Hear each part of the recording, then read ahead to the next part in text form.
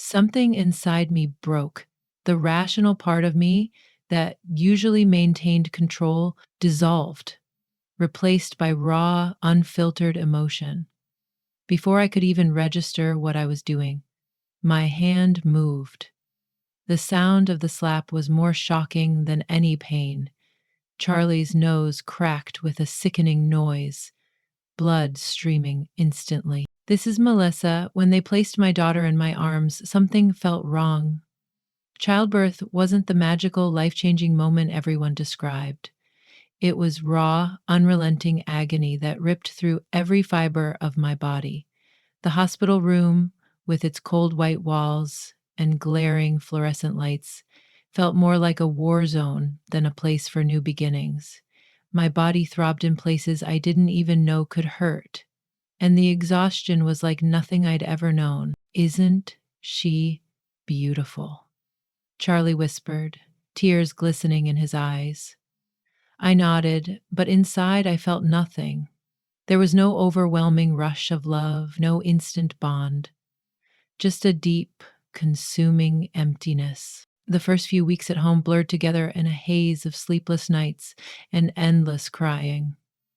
Hers and mine. Postpartum depression crept in, a slow, suffocating fog that dimmed every trace of light and hope. Some days I'd stare at my baby and feel nothing but an unbearable sense of failure. Was it normal to feel this detached, this lost? Charlie tried to help. He'd come home from work, take the baby, and tell me to rest. But rest felt impossible.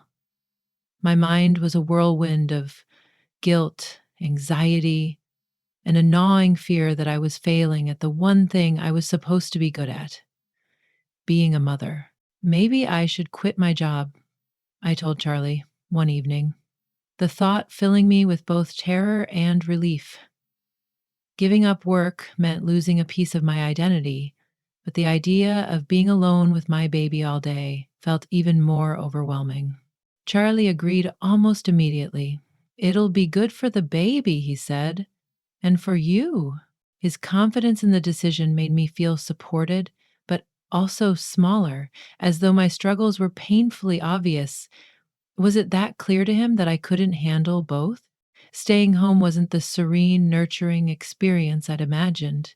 It was a relentless cycle of feeding, changing, and soothing, a never ending routine that left me more drained than any demanding project at work ever had.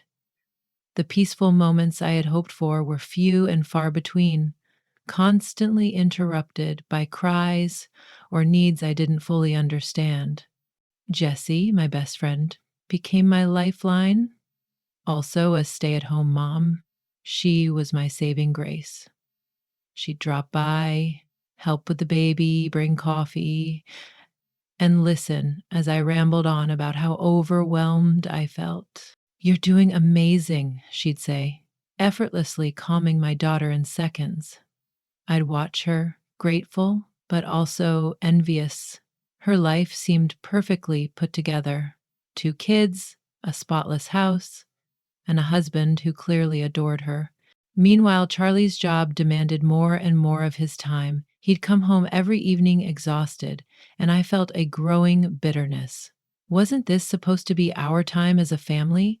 When he told me about a big project that would require even longer hours, I surprised myself by agreeing. It's for our future, I said, the words tasting bitter, a mix of sacrifice and unspoken frustration. But something was shifting. The disconnect I felt wasn't just with my baby anymore. It was spreading, creating a widening gap between Charlie and me. Jessie, on the other hand, was always there, a constant source of support. She wasn't just a friend anymore, she was becoming my anchor in this turbulent sea of new motherhood. Little did I know that anchor would soon complicate everything. It's Charlie here. 3 weeks into the project, I realized the timeline was far more demanding than I'd anticipated. My days and nights blurred together, fueled by coffee and the unrelenting pressure to deliver results that would secure our family's financial future. Each evening, I'd come home, still mentally stuck on work problems. Melissa seemed different, distant. The warmth she used to have was gone, replaced by a coldness I chalked up to her struggles with postpartum depression. We might need to extend the timeline, I told her one evening, trying to sound reassuring as I explained how it could lead to a promotion and more security for our growing family. Her reaction was muted, a slight nod, a faraway look. The vibrant woman I'd married felt like a stranger. I convinced myself this was just a phase we'd get through together. The day everything changed started out normally enough. I came home expecting the usual: a quick kiss, time with the baby, dinner, and maybe a chance to reconnect. Instead, the atmosphere was tense. Jessie, Melissa's best friend, was still there, which wasn't unusual, but something about her presence felt off. "Is everything okay?" I asked, looking between Melissa and Jessie. Jessie's response blindsided me. "Are you cheating on Melissa?" she asked, her voice direct and accusing. I shut my mystaphic skies. I stared at her, stunned. "What?" I managed, my composure slipping. "Absolutely not." But Jessie didn't let up. She pointed to my long work hours and the emotional distance between us, claiming they were signs of infidelity. She even brought up Melissa's postpartum depression and weight gain, suggesting those could be reasons for me to stray. Her accusations were absurd. "I love Melissa," I said firmly. "We're going through a tough time, but my commitment hasn't changed." Jessie demanded to see my phone. I refused, not because I had anything to hide, but on principle. "Melissa can check my phone if she wants," I said, hoping to de escalate the situation. Melissa hesitated, but eventually looked through my phone. I watched her, my chest tightening at the vulnerability in her expression.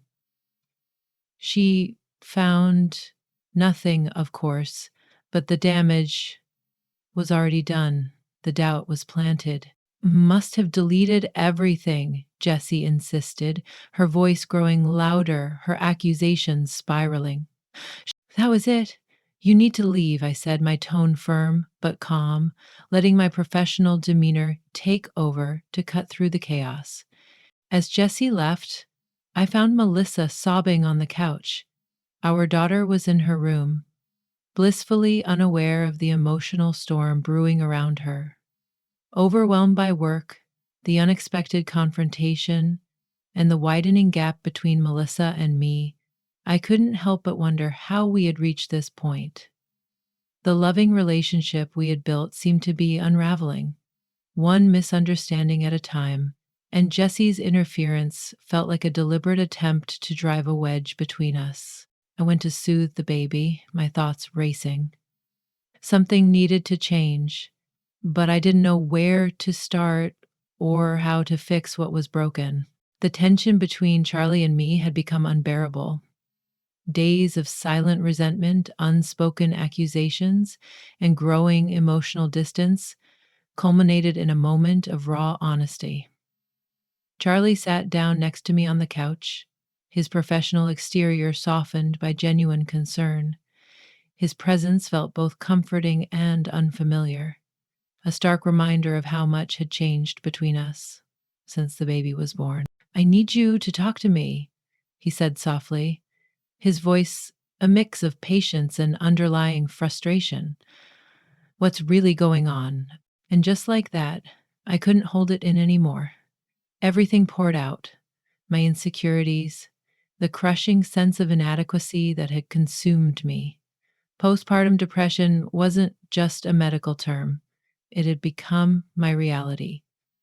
I spoke of the endless exhaustion, the loss of my identity, the emotional disconnection from our child, and, most painfully, the growing distance from Charlie.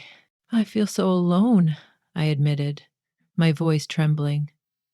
"Even when you're here, I feel abandoned." The long hours, the constant stress. It's like we're living separate lives.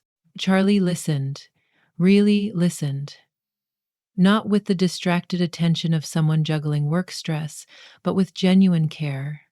He brought out documents, timestamps, pay stubs, and project schedules, physical proof to counter Jesse's harmful insinuations. I'm not cheating, he said firmly. Everything I've done has been for our family. The evidence told a story of dedication, of late nights and extra projects undertaken to secure our financial stability. But no stack of papers could instantly heal the emotional wounds that had been festering. Jessie's accusations had cut deeper than I had initially realized. Her persistence in suggesting Charlie was unfaithful had infiltrated my fragile state of mind, making trust seem like a precarious thing that could shatter with the smallest push. I believe you, I finally said, though my voice carried hesitation. The trust was rebuilding, but it wasn't fully restored.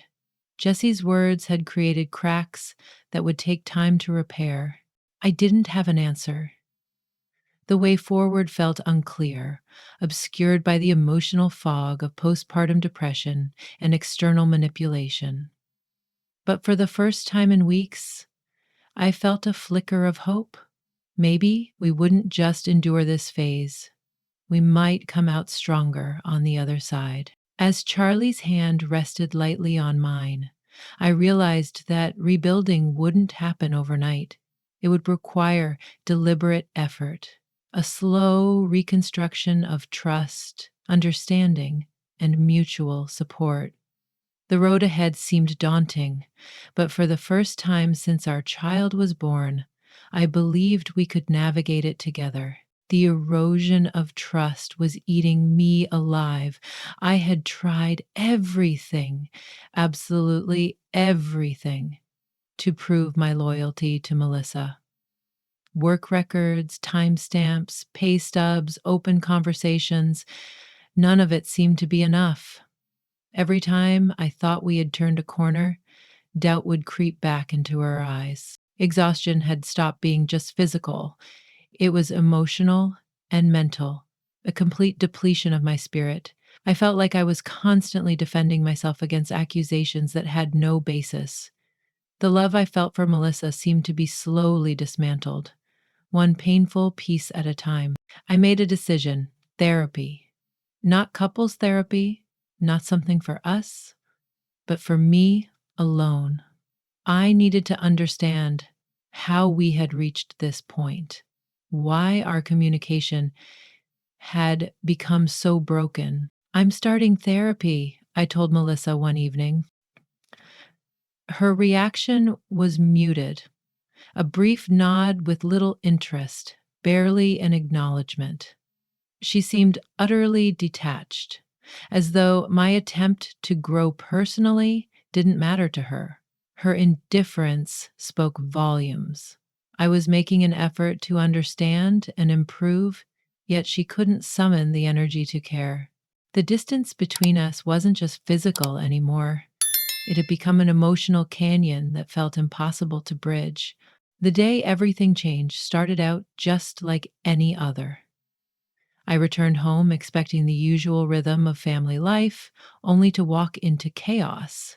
Papers were scattered everywhere, and the furniture looked displaced, as though a storm had torn through our home.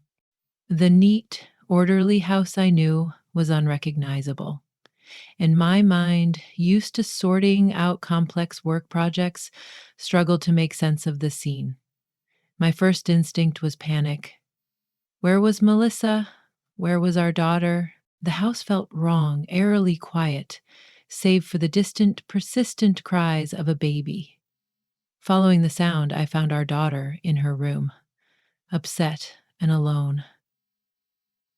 Realizing Melissa wasn't there triggered a rush of fear and adrenaline. I grabbed my phone with shaky hands, dialing everyone I could think of: my family, her family, friends. Each call brought the same response: confusion, worry, no answers about where Melissa was. The not knowing was suffocating. As someone used to solving problems, the lack of information was unbearable. Our daughter's cries echoed in my mind, amplifying my growing panic. I ran through countless scenarios. Was Melissa safe? Could this be a mental health crisis?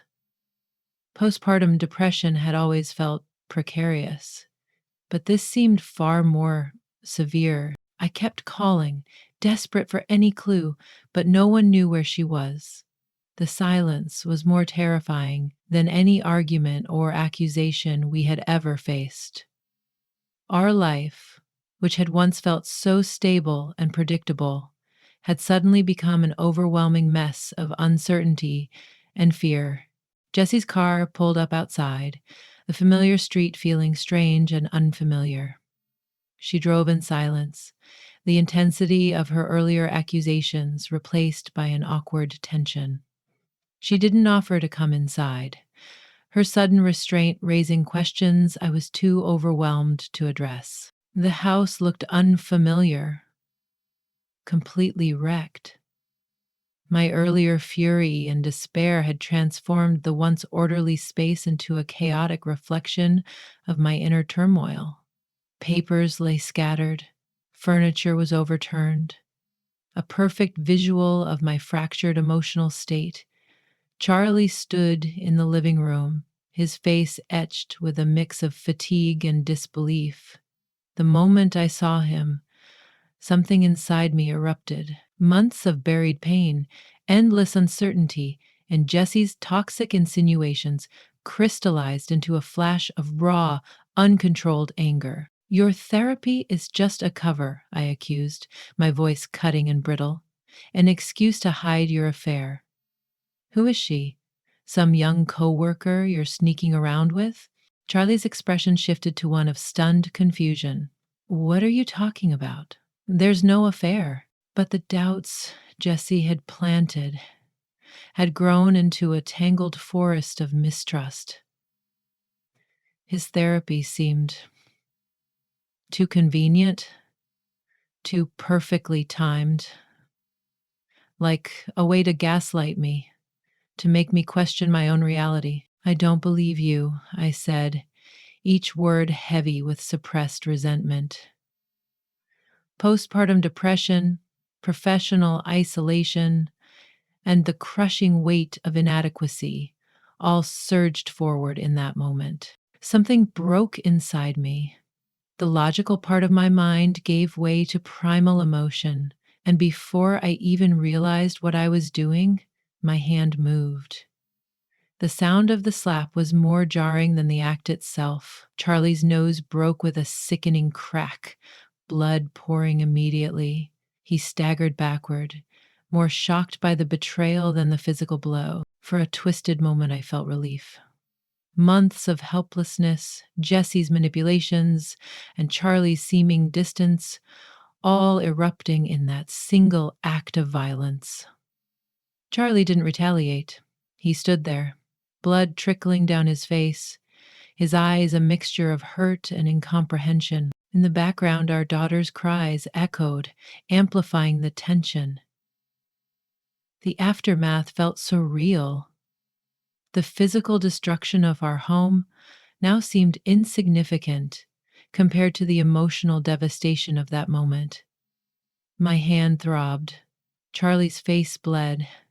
The silence that followed was heavier than any shouting match. I had crossed a line, a point of no return in our relationship. The carefully maintained illusion of our marriage was shattered, exposing the painful truth beneath. The moment Melissa hit me, something irreparably broke. It wasn't just the physical pain or the shock of being struck by my wife. It was the complete collapse of everything we had built. The trust, the partnership, the family we'd created. I retreated to our daughter's room, my hands trembling. Fear wasn't just an emotion anymore. It was a visceral, consuming force. My immediate priority was her safety. Melissa's emotional instability had reached a point where I couldn't be certain our daughter was safe. Locking the door, I assessed the situation with a clarity born from sheer survival instinct. The physical violence was a new and terrifying escalation. Jesse's interference, Melissa's postpartum depression, and our growing emotional distance had all led to this breaking point. Her response was immediate and protective. No questions, no drawn out discussions, just pure maternal instinct. "Pack what you need and come to us," she said. My next call was to Melissa's mother. It wasn't out of spite, but a desperate attempt to ensure she got help. "Melissa needs support," I explained. "Professional help. She's not in a state to be alone." Packing became an almost mechanical process. Diapers, clothes, favorite toys, medical records. Each item felt like a lifeline to some semblance of normalcy. My daughter watched me quietly, her innocent curiosity a stark contrast to the emotional chaos surrounding us. As I prepared to leave, a deep sense of failure washed over me. Not just as a husband, but as a protector. My efforts at therapy, my attempts to understand and repair our relationship, now seemed futile in the face of this complete breakdown. My parents' home became a temporary haven, a place of safety and potential healing. My daughter, thankfully young enough to adapt, adjusted quickly, but I knew the scars of this moment would remain. Melissa, now staying with her parents, would begin her own journey, whether of healing or further decline, I couldn't predict. The future of our family, custody arrangements, and even the possibility of co parenting all hung in a precarious balance. As night fell, holding my daughter close, I realized this wasn't just a rough patch. It was a fundamental rupture, a point of no return. My only priority now was ensuring our daughter's well being, the one innocent party in all this turmoil. The fallout from our separation unfolded with painful precision. Charlie's first decisive move was legal action, pursuing a restraining order against Jessie. Her relentless interference had crossed a line, poisoning our marriage beyond repair. Legal proceedings became our new normal. The initial separation was marked by emotionally charged negotiations, guilt-laden conversations, and bitter exchanges. Charlie's resolve was unwavering. He had decided that our marriage was beyond saving. The divorce process was grueling. 8 months of mediation, court hearings, and emotionally draining discussions. It ended with a 50/50 custody arrangement. Charlie had fought hard for full custody, believing my emotional instability made me unfit to be the primary caregiver. The compromise felt like a loss for both of us. My life changed drastically. Once a career driven woman, I was now a single mother navigating a reality I had never imagined. The toddler who had once symbolized hope now served as a constant reminder of my failures as both a wife and a mother. Jessie's manipulations became painfully clear in hindsight. Her calculated interference had preyed on my vulnerabilities, systematically dismantling my marriage. The realization weighed heavily on me, bringing waves of regret and self loathing. Charlie's therapy, which I had once dismissed, now seemed like a rational effort to save what was crumbling. My own emotional impulsiveness, the physical violence, and the baseless accusations haunted me, each memory a sharp reminder of how far I had fallen. The custody arrangement brought structured separation. Weeks alternated between being a full-time mom and periods of unsettling solitude.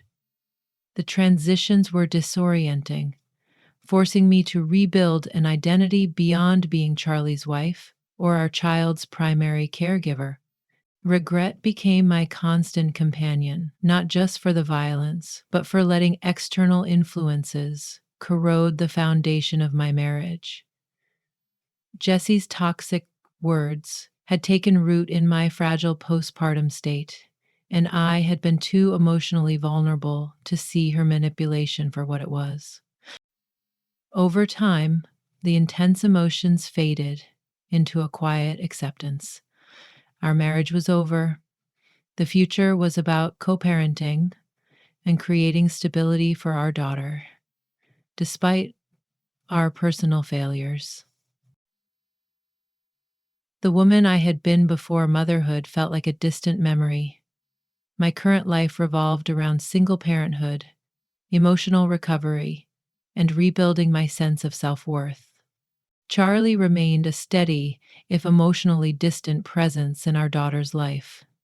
Our interactions were now transactional, stripped of the intimacy and shared dreams that had once defined us.